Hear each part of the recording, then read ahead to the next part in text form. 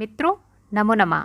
मैं Julie Bharti madam classes channel में आप सभी का हार्दिक स्वागत है। यदि आप हमारे चैनल पे नए हैं तो भारती मैडम क्लासेस चैनल को सब्सक्राइब कीजिए, वीडियो को लाइक एंड शेयर कीजिए। आज हम आपके लिए लेकर आए हैं विष्णु शर्मा द्वारा रचित पंचतंत्र की कहानी, जिसका नाम है ब्राह्मणी और नेवले की कथा। चलिए कहानी शुरू करते हैं।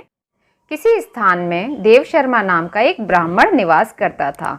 उसकी पत्नी गर्विणी थी। उसने पुत्र पैदा किया। उसी दिन नेवली ने भी एक नेवले को पैदा किया और मर गई। तब पुत्र पर स्नेह करने वाली उस ब्राह्मणी ने अपने बेटे की तरह उस नेवले को भी पाला। उसको दुग्ध प्रदान किया, तेल लगाना और मालिश के द्वारा उस नेवले का भी पालन पोषण किया, किंतु वह उस पर विश्वास नहीं करती थी। पुत्र स्नेह के सब स्नेहों से बढ़कर होने के कारण आशंका करती थी कि कहीं अपनी जाति के दोष के कारण यह नेवला मेरे पुत्र के विरुद्ध आचरण कर न बैठे, अर्थात कि वो उसको मार न दे। ये उस ब्राह्मणी को डर रहता था नेवले से।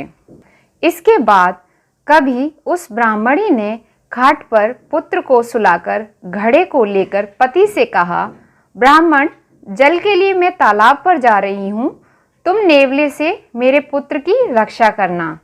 तदंतर उस ब्राह्मणी के चले जाने के बाद सूने घर को छोड़कर ब्राह्मण भी भीख मांगने के लिए चला गया। वह ब्राह्मण भी निकल जाता है भीख मांगने के लिए। उसके बाद क्या था, इसी बीच संयोग से उन दोनों बच्चों के पास एक काला नाग बिल से निकल आता है।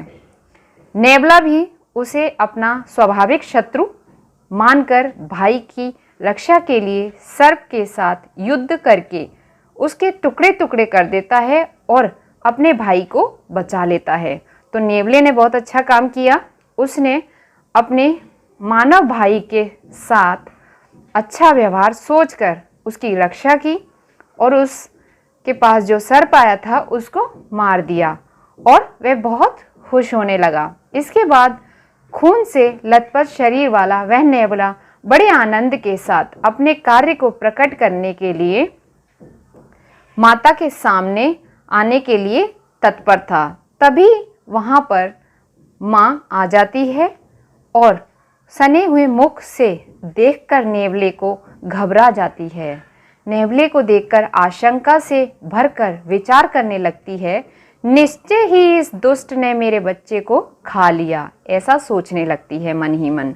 ऐसा सोचकर एकदम क्रोध में आ जाती है और क्रोध से उस नेवले के ऊपर जो उसके सर पर जल से भरा घड़ा रखा था उसको पटक देती है, मार देती है नेवले को। इस प्रकार वह ब्राह्मणी नेवले को जान से मार देती है और रोती चिल्लाती हुई घर के भीतर जाती है और देखती है कि उसका पुत्र उसी प्रकार सोया हुआ है। फिर पास में काले नाग के टुकड़ों को देखती है। देखकर पुत्र के वध के शोक से अपने सिर और छाती को पीटना प्रारंभ कर देती है।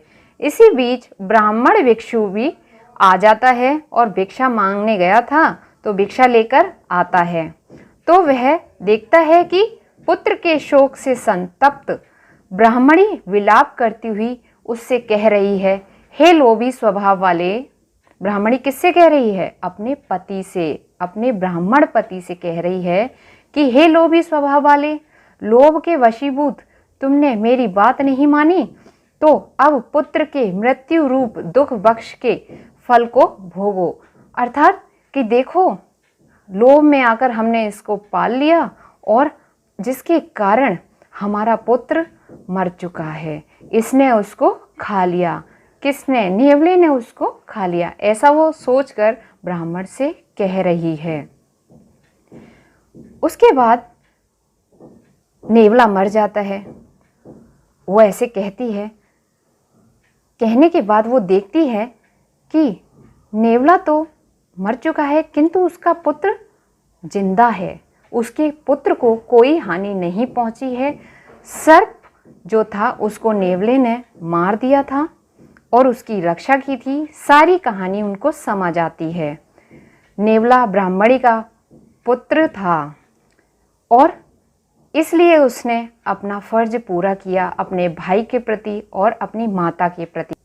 ब्राह्मणी को कुछ भी समझ नहीं आया, कुछ भी दिखाई नहीं दिया और उसने नेवले को मार दिया।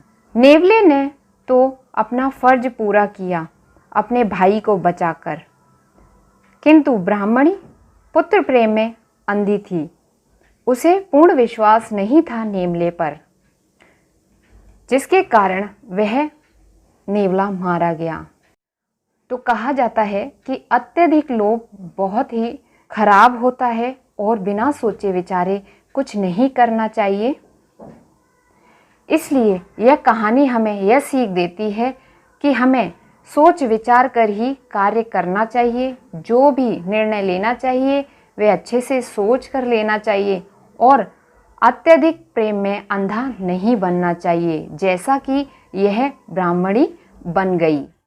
यदि ये कहानी आपको पसंद आई है तो इस कहानी को शेयर कीजिए, लाइक कीजिए और कमेंट्स कीजिए। साथ ही साथ Bharti madam classes YouTube channel को सब्सक्राइब कीजिए और बेल आइकन बटन दबाकर ऑल पर क्लिक करिए।